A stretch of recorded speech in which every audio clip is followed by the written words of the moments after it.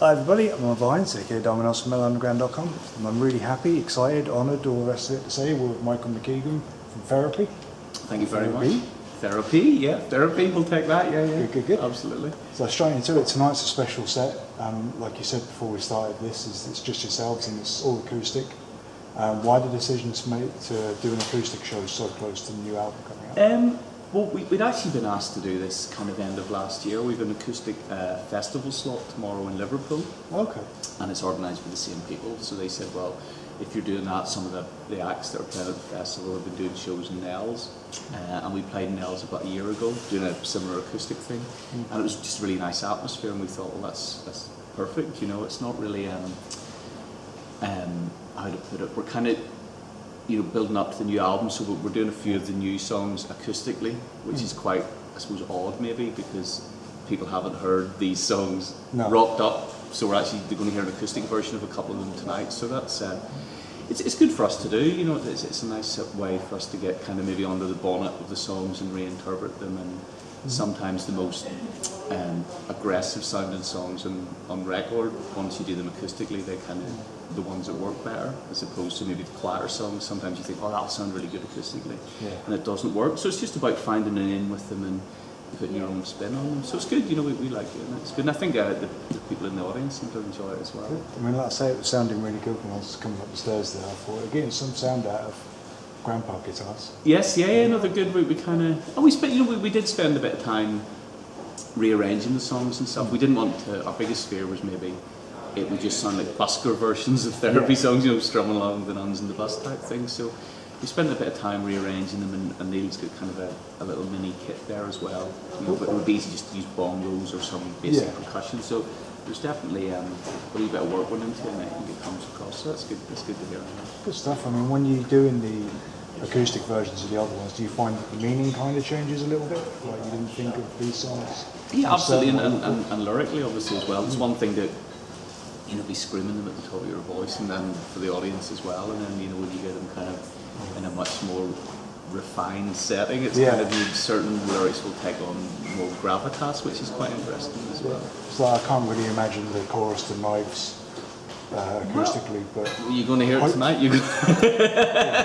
Let's see what you think after you hear that. Nice. Well, like we mentioned there, the new album Cleave is right around the corner. I saw the video today for Callow. Yes, yeah. Which is a very interesting video. It's a lot of the Therapy videos are, I find. They're always a little bit left field, if you like. Well, we always try and, I think a lot of rock bands, and it's kind of route one to do like a performance video and cut it with maybe a little bit of a narrative, but we've kind of, since we've been working with the sitcom Soldier guys who directed Callow, and they also did I know they did Living in the Shadow of a Town. They did Living in the Shadow, and they did two of the videos from the last album as well. Still Hurts and Deaths to it, and we're not in those videos at all, and it's kind of like I think everyone kind of knows what we look like, and knows the band, and they've seen us live and stuff. So I think people have got their head around the live angle of it. So it's good to kind of give them the sitcom Soldiers, and they can kind of come up with their own little kind of narrative, I suppose, on the song and interpret their way. And they make very striking videos with not a massive budget, which I don't know how to do it. It's incredible, So it comes out really good. And then we've got good, they kind of, you get certain people you can collaborate with and do things with at an artistic level. And like Nigel Rolfe, who's been doing artwork for the albums for quite a few years. It's kind of, it's it's never happened that you get something you go, oh dear, that's wide off the mark, So we're lucky in that respect. We found some good people. Absolutely. I mean, the video goes so well with the lyrics being a critique, if you like, of the over-reliance on medication to get us through. Well, absolutely, and it's more of a critique of the way society is, not the individuals who are used, because I know a lot of friends especially, they use these medications and it gives them a very good quality of life they wouldn't have without them, but it's that kind of, you're not feeling yourself, take these, it's almost like they're very quick to oversubscribe them or prescribe them rather, and just hit with them straight out of the gate, so it's kind of, but that's big pharma, that's drug drugs companies for you know what I mean? So I think it's kind of a way of just commenting on it, but obviously just opening it up a wee bit and getting the dialogue going. You know, sometimes you maybe don't need the drugs that your GP's telling you. You maybe just need to talk to your mates a bit more, or fucking hug. You know what I mean? And that goes for all of us. And talking about within the band and our friends and our families and stuff. You know, it's quite endemic in the UK, and I believe also in North America as well. You know. But I've read that Disquiet was not so much an attempt to replicate Trouble Gun, but to replicate the anthems it produced. How does Cleve feel musically? Is it similar to Disquiet in that kind of aspect, or is it a completely... Well, Disquiet was actually... In Trouble Gun, it's written from the point of view of one main character. Right. And Disquiet was written from the point of view of that character 20 years later. Oh, I see. So that's where the link with Trouble Gun comes. So it's that basically, what's this person learned, if anything, or nothing? Have they got more angry, less angry? Have they become content? And it's kind of a comment on, you know, where everyone else is, and also for the listeners who grew up in Trouble Gun, where are they 20 years later? What, you know, and so that was kind of a nice way of tying that in. And also with the new album, I think musically, we wanted to keep that hooky thing where there was very obviously these are choruses, you can hum the riffs, you know, the beats are very memorable and the bass lines are kind of groovy as well. But I think musically, for some reason I have it in my head, and I could be totally wrong, it reminds me of when we, in 1993, not that it sounds like it, but when we transitioned from Nurse to Trouble Gun, we did a series of 3 EPs, and it was almost like the stepping stone towards Trouble Gun. So I kind of say it's almost like that, but with a lot more contemporary production. And the fact that we used Chris Sheldon for the first time in 20 years as well. And he, in 93, that was the first time we used him on these EPs. So there was definitely that spirit of, let's go in here and make something great, which we had then, you know, which was kind of the build up to Trouble Gun and stuff. So I see it kind of musically, that the rhythms are maybe not towards the Trouble Gun kind of thing, but maybe more towards those EPs or even the Nurse Teeth Grinder type thing, where it's kind of more groovy, more techno kind of things, and a bit more. I'm really pleased with the bass. So I'm spitting on you. I'm really pleased with the bass playing on the record. It's really gnarly sounding and it locks in well. And we wrote the songs and then we rehearsed them quite a lot, which we didn't really do with Disquiet. A lot of it was kind of, we had them up to speed, but not to the extent the songs on Cleve. And we did a lot of rehearsing. So in the room, when we did various sets of demos, it did sound quite close to the record. Obviously, Chris Sheldon helped it jump up a massive sonic level, and vocally and with some of the guitar stuff. But in the room, it was all there, and it was all playing. And we also did a thing we haven't done in ages. We actually did a production rehearsal where we played all the songs in order 3 or 4 times from start to finish with lead vocals and backing vocals. Because sometimes you've got 7 songs in that state when you go in the studio, and a few things that you need to work or figure out and fix or get up to speed in the studio. So we were very prepared, and I think that energy translates. It's a bit more, I think it's a bit more frantic than Disquiet. I think, you know, there's one song that's got like a blast beat on it, and then there's songs that have got lots of layered harmonies, you know, could be the Beach Boys or something, you know, so there's quite a wide range of things, but we've all got it sitting nicely under the Therapy banner stroke umbrella. So yeah, it's really exciting. Absolutely. I mean, again, going back to Callow, it is memorable and it's catchy, but it reminded me of like, kind of the old hardcore like NDC and oh right, no, absolutely. Just from that kind of pace and that chuggy, yeah. Well, that's kind of what we grew up on in a lot of ways. You know, the Dead Kennedys and you know, Negative Approach and you know, Minor Threat and SSD and all those great, you know, 3-letter name bands.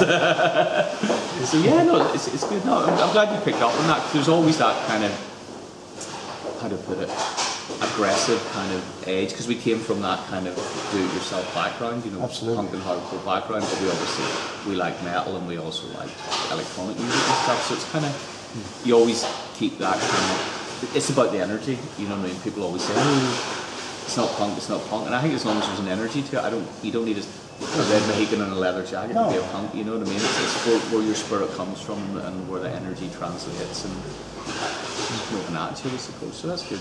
I think that's why Troublegum still hits such a nerve in that, I mean, like you said, it's written from the point of view of one character, but the whole album sums up the young frustration, angst, if you like. Confusion. Yeah, it's better than any other album or song, I think. A lot of people will point to Teenage Gigs as your summary of being a teenager, but I think the whole Troublegum album picked up on everything so much more. Everything from Scream Major to Nowhere. It's probably a bit more gritty in that respect. Teenage Undertones are one of my favourite bands, and we grew up listening to Teenage Kicks, but I know what you mean. It's kind of mentioned the things you do as a teenager. This is more like, you will get into, you will have a girlfriend, you will have a boyfriend, and it will go horribly wrong when you're a teenager, and you will suffer, by God, you will suffer, so there's those kind of observations, and obviously spread out over a 14-track album, you can really get under the bonnet of, anger, frustration, confusion, and not knowing who you are, and not knowing where you fit in, and stuff. I mean, even the cover track, Isolation, is perfect for that, because it sums up the... Yeah, it did come out great, it's kind of a good one. Yeah, no, and it's kind of funny, I never really even thought about it, but of course, it fits in perfectly, that's what we grew up listening to when we were in bedroom, being angry, that's what made us feel better, listen to Ride the Lightning and Closer to Joy Division, that's what you do. Oh, good. Well, part of the work, not so much the workings of the album, but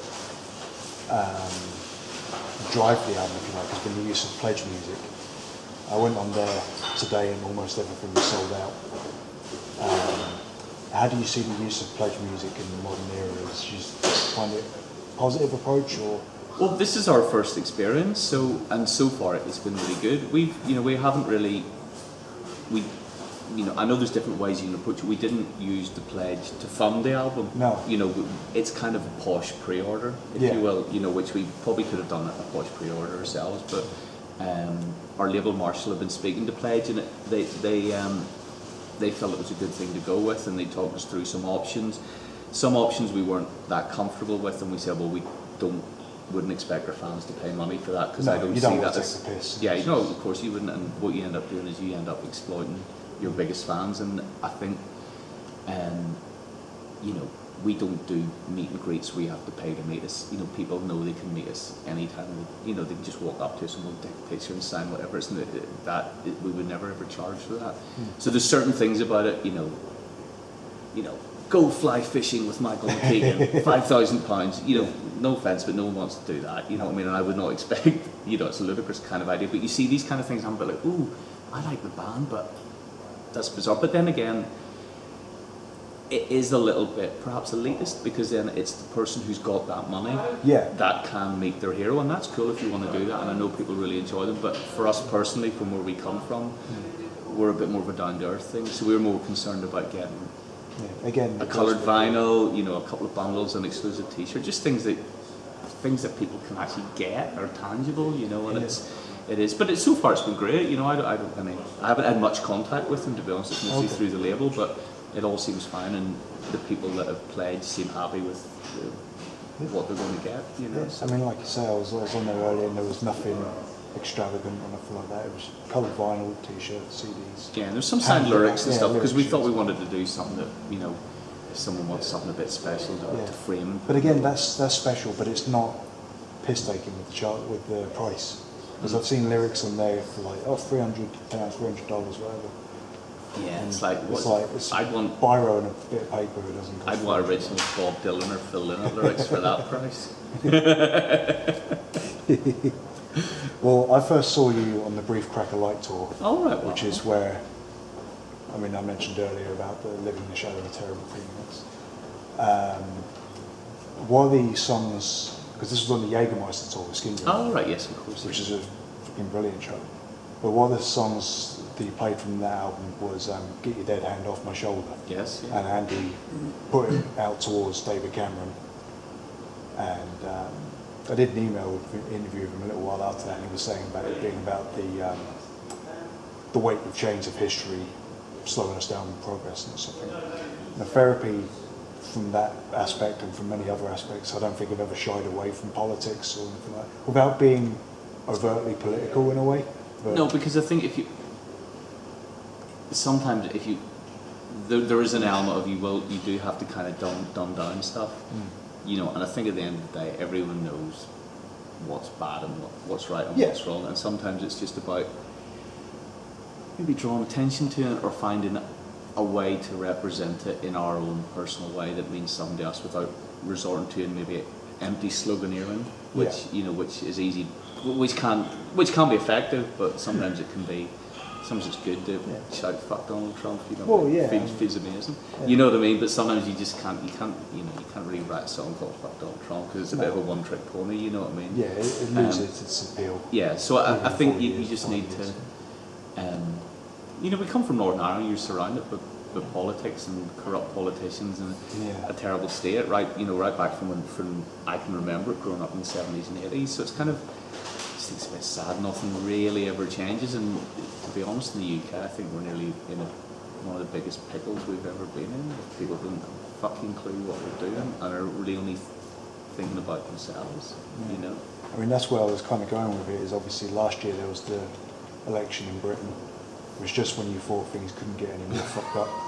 I know, I'm laughing now, but I shouldn't be, because it's insane. Yeah, but it has brought so much attention from the other island, if you like, to, as in England, Scotland and Wales, to Northern Ireland. For all of a sudden people were hearing about the DUP and things like this. Yeah.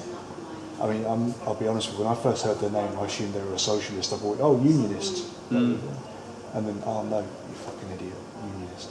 Yeah. But, well, you know, there's a lot of, on both sides of the, I suppose, of the community or whatever, there's a lot of very regressive, not very forward-thinking politicians, you know, and it's, you know, I'm not going to get into it now. No, really, but it's you know, I think it's nice to get a light shone on it a bit because it's kind of a farce back home, to be honest. You know, there's scandals every other day about money and all the rest of it. It's, you know, nobody's looking out for their constituents or the people that have actually voted for them to actually hopefully better their things. You know, they're the people getting shat on, just like in the UK and Scotland and in Wales. You know, so. Same old. Well, therapy kind of get lumped in with the alternative tag, which I guess is fitting because it can't be pigeonholed, unlike a lot of other alternative bands, if you like.